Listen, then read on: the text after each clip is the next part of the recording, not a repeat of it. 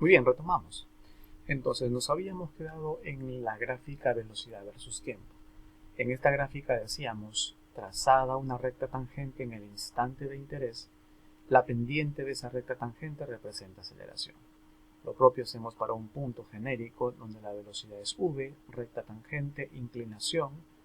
Entonces tenemos que la aceleración es la pendiente tangente del ángulo, en este caso derivada de la velocidad respecto del tiempo. Muy bien, no solamente eso, tenemos también que el área bajo la curva no es otra cosa que el desplazamiento. Área bajo la curva es integral de la velocidad por diferencial de tiempo, ese es el área bajo la curva. Esto se cumple siempre y cuando estemos en la gráfica velocidad versus tiempo. También, similar al caso anterior, la gráfica velocidad en función del tiempo, aquí tienen ustedes una gráfica donde se puede apreciar un mínimo y un máximo. Ahí la pendiente es cero, la recta tangente es horizontal y por lo tanto en esos instantes la aceleración sería cero para este caso. Muy bien, tenemos entonces también de que podemos traspasar punto por punto, gráficamente hablando, pendiente, pendiente, pendiente, podemos formar la gráfica aceleración-tiempo. Se hacía, como decíamos antiguamente, pero es bueno conocerlo sobre todo para lo que es métodos numéricos, métodos más avanzados. Bien, y finalmente llevamos a una gráfica, la gráfica aceleración-tiempo, y aquí aparece un término que no es muy común, que se conoce con el nombre como jerk. ¿Cómo así? La velocidad es la derivada de la posición respecto del tiempo. La aceleración es la derivada de la velocidad respecto del tiempo.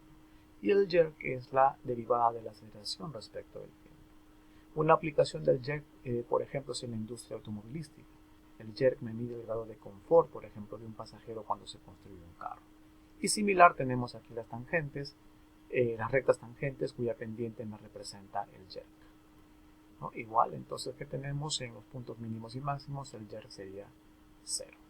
Información importante, también tenemos de que aquí el área bajo la curva, esta área roja, sencillamente es la variación de la velocidad entre el instante t sub 0 y t, que es una integral.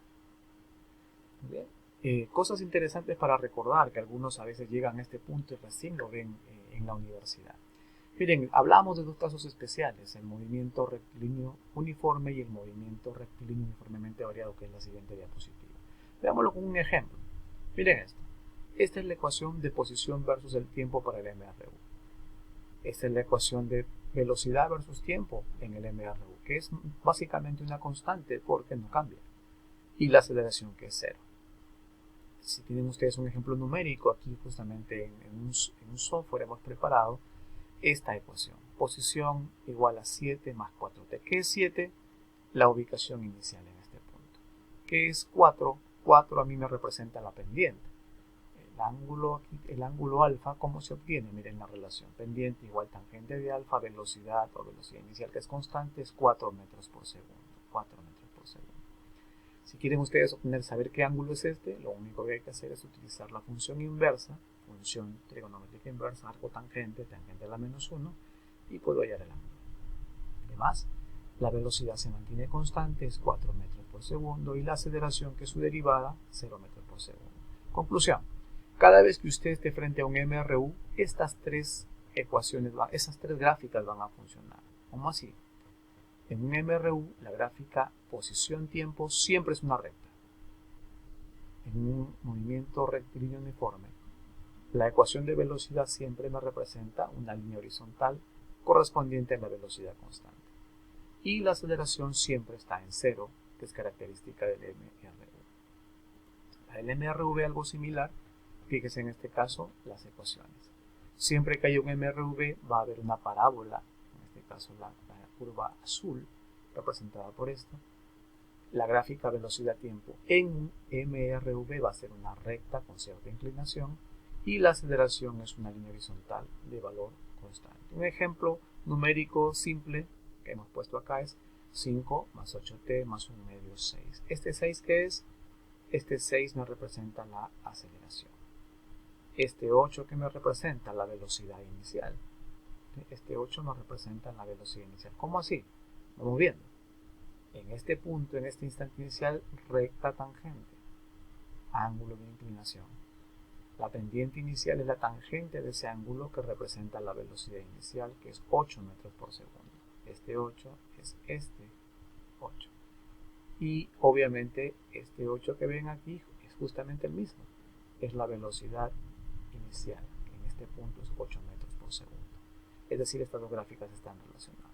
Lo mismo pasa entre esta gráfica y esta gráfica. Solamente que el ángulo alfa no lo estoy analizando, pero se analiza igual que en la diapositiva anterior. Conclusión, miren, aceleración 6, esto va aquí. Está relacionado todo. Y también acá. Velocidad inicial 8, va aquí y también está presente aquí en esta ecuación. Posición inicial 5, S sub 0, esto es justamente ubicado acá. Si usted observa de que en una gráfica posición-tiempo hay una parábola cuadrática, en su gráfica velocidad-tiempo está la recta inclinada presente, y en su gráfica aceleración-tiempo tienen ustedes una línea horizontal con un valor, definitivamente están frente a un MRV. Eso es lo que queríamos concluir.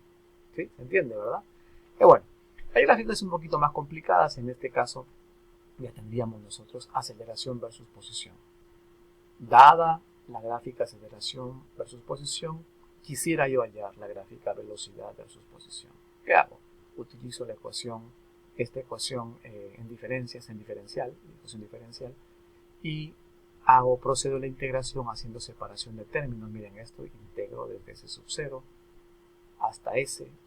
Esto lo integro desde V sub 0 hasta B, que tiene el resultado conocido que está aquí, y eso nos representa el área, un área entre dos límites determinados.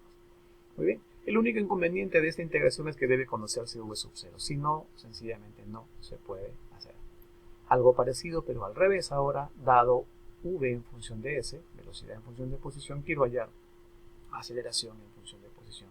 Esto es más simple, partimos de lo mismo, separamos a este lado. Lo bueno es que en este caso, ya sabemos, es mucho más sencillo derivar que integrar, y por lo tanto es directo. Ejemplo. Se proporciona, dice acá, la gráfica de la aceleración versus posición de un jeep, un carrito, que viaja a lo largo de una carretera recta de los primeros 300 metros de su movimiento. Trace la gráfica V-S cuando S igual a 0 y V igual a 0. Miren, la gráfica está por tramos. La única diferencia con lo anterior es que no me dan las ecuaciones de cada parte. Y eso es justamente lo que vamos a hacer primero. Miren, acá tenemos esta gráfica, se pide la gráfica VS. Y definitivamente necesitamos escribir la función. No la conocemos, ¿cómo se obtiene? Para este caso de rectas es sencillo. Miren, comparando este triángulo, repito, este triángulo con el triángulo más pequeño, cuyas aristas son rojitas, digo, aceleración es a 2, como S es a 200. Toda esta línea que va a 200. Y por lo tanto saco la ecuación de aceleración en función del tiempo. Algo parecido va a para el siguiente tramo. Esto fue para qué tramo? Entre 0 y 200. 0 y 200. Para 200 a 300, bueno, aquí hay que corregir esto. 200 a 300. Tendríamos nosotros que analizar este triángulo con este triangulito más pequeño. Y aquí la idea es A es a 2. A es a 2, que vale esto, como 300 menos S, ¿dónde está 300 menos? Esta distancia es 300 menos S es a 100, donde 100 es toda esta distancia, entre 200 y 300. Y armamos entonces la ecuación que quedaría como menos 1 sobre 50S más 6. Finalmente, entre 0 y 200, ¿ok? Entre 0 y 200 funciona esta ecuación. Y entre 200 y 300, ¿sí? Funciona esta ecuación, de tal manera que tenemos esto aquí y esto acá. Y ya tenemos la función por tramos. ¿Qué hacemos ahora entonces? Bueno, teniendo esta función, recordamos nuevamente lo que hemos visto acá. Esta ecuación, en este caso diferencial, y por lo tanto la integramos. Esto continúa aquí, se hace la integración, se saca la raíz cuadrada. Lo analizamos entre 0 a 200, aplicamos entre 0 a 200, funciona esta parte, reemplazamos esto en ¿dónde? Aquí. Esto se reemplaza aquí, que es expresión, los límites nos dieron al inicio del problema, integramos y al desarrollar nos queda S sobre 10. No olvide entonces calcular los valores extremos, hemos mencionado cuán importante es calcular los valores extremos. sabemos que son 0, 0, 200, 200. Tenemos 0 y 20.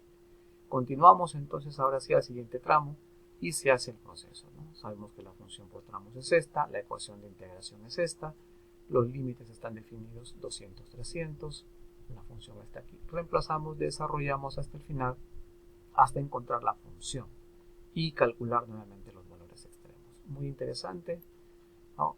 Ahora que ya tenemos, resumiendo, tenemos entre 0 y 200, 200 y 300 las ecuaciones.